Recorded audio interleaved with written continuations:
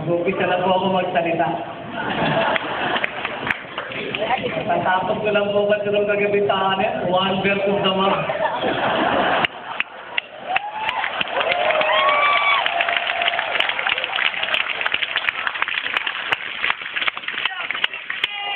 Papasalamat po muna ako kay President Cory kasi siya pong idea niyo po ito na magkaroon ng mass. Kasi po dati, nala ko, mag-isa lang ako eh. Marami na umahampon pala sa akin ngayon. No?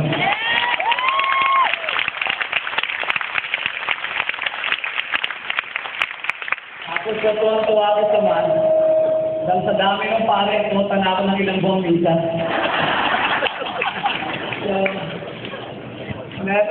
Siguro po, it's in this very gym. Ito ang pinakamalaking family day na nadalaman ko rito. Ako pa rin mga nandito sa baba. Sabi nila may tao po raw sa baba. Kahit di ko kayo nakikita, maraming salamat sa inyo. I'll begin my thank you to you by reciting to you the prayer in this very gym that started me in this journey. Hindi ko alam ng mga Nasang brothers, no, na may tinatago pala akong sekreto. No? So, ito po yung prayer na to. I hope wala na mo ngayong Lasaliano, ako Tomasino, o Teresa. Pare-pareho tayo Pilipino.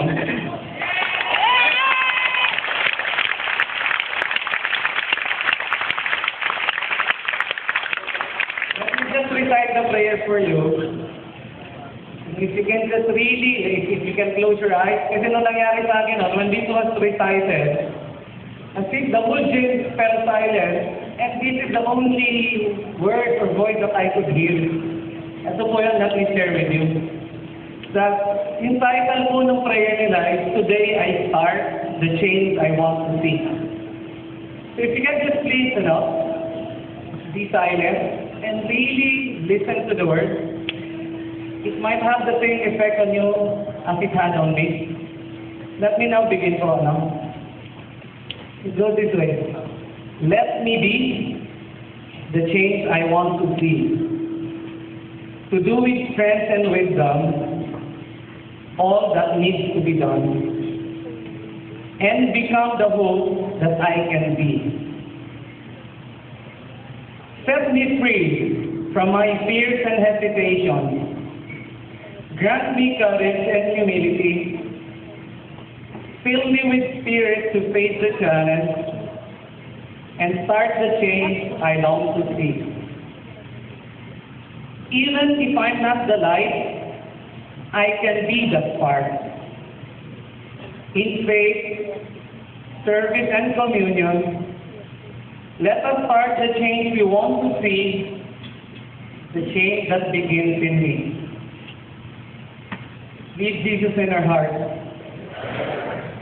So, ito po yung prayer that just set me off to this course. And then, this prayer is very dear to me now.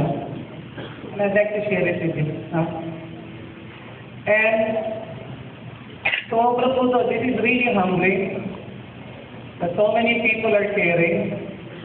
Kasi po nung ginawa ko to, I was just trying to save my soul. I didn't know I'd save a country soul.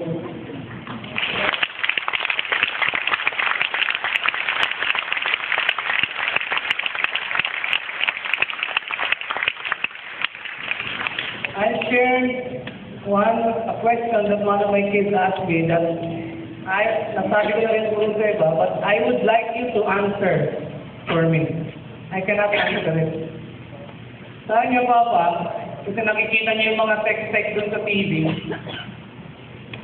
If it's true that you did well to the country, why is it are we on the run? Sabi niya, bakit kung tayo gumawa ng mabuti sa bansang to, bakit tayo nagtatago?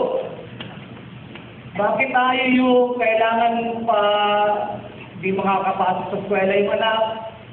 Kaya may anak yung mundo, di madadala sa ospital. Bakit niya gano'n? Di po rin masagot agad.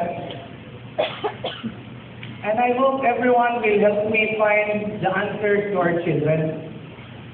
Ganun po ba ang gusto nating ipakita ang leksyon sa mga anak natin? Na pag gumawa ka ng mabuti, ikaw yung magtatago? Hindi! Ganun po ba yung leksyon na gusto nilang makita? Na kung yung mga nagsisinungaling, yung nangnanakaw sa bayan, yun ang dapat nire-respeto, yun ang nasa magagandang pwesto.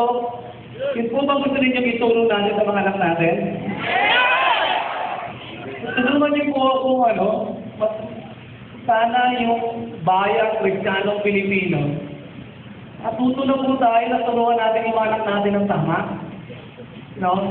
At sana po ipapamana natin yung buwan sa Pilipinas.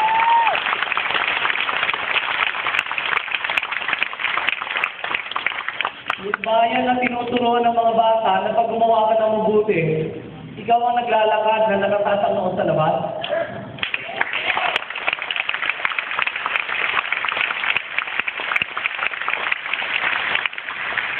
So, maraming salamat po sa inyong lahat at sana'y matulungan niyo kung sagutin yung mga bata kung next time na magtatanong sa atin sila ng ganong tanong.